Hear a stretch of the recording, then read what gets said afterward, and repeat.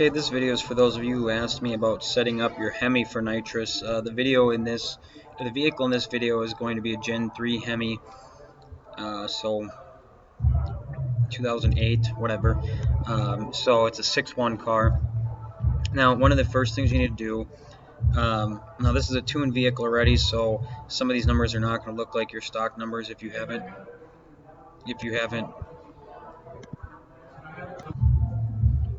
Anyway, so what we need here is you need to have your delays all set up similar to this, okay? Now, your fuel enrichment rate, this is the crappy part. This is the maximum enrichment rate that you can use on a Hemi, unlike GM's where you can just absolutely crank it up as high as you want. Now, when you do nitrous on a vehicle, your vehicle should already be perfectly tuned. So your P ratio table should already be set wherever you need it. Now, let's just say this is the perfect fuel ratio table for your build, okay? And let's say your nitrous is going to come on at 400. You want your fuel to come on probably almost at 2500 because enrichment rate is actually so slow compared to the other vehicle, compared to GM vehicles, okay?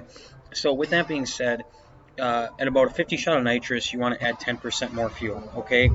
And then from there, for every shot up, you want to add roughly 5% more fuel. And this is your starting base. Now, what that means is that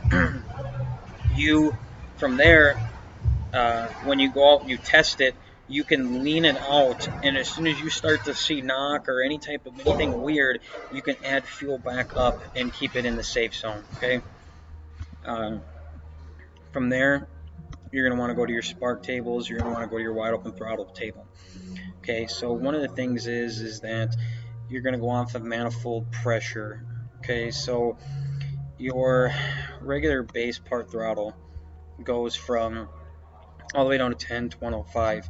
Now, typically, for most areas in the country, this 65 to 80 area is typically where you're going to be at wide open throttle. Okay, so the wide open throttle table, you're going to actually want to take roughly, let's see,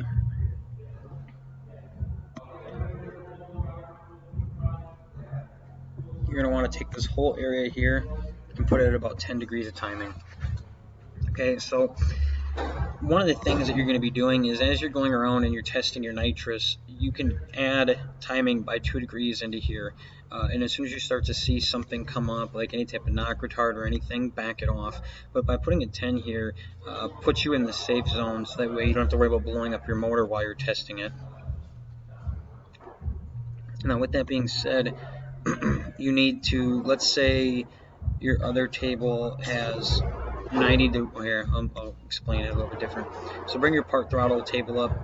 Okay, some of these numbers are going to correspond with numbers up here, okay?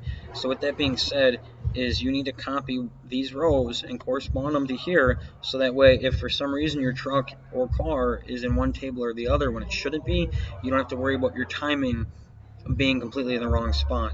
Now, you still have to go through and you still have to log and you have to do everything that you would normally do, wideband, logging, everything to make sure that you're not running too much nitrous, not enough fuel, too much timing, not enough timing.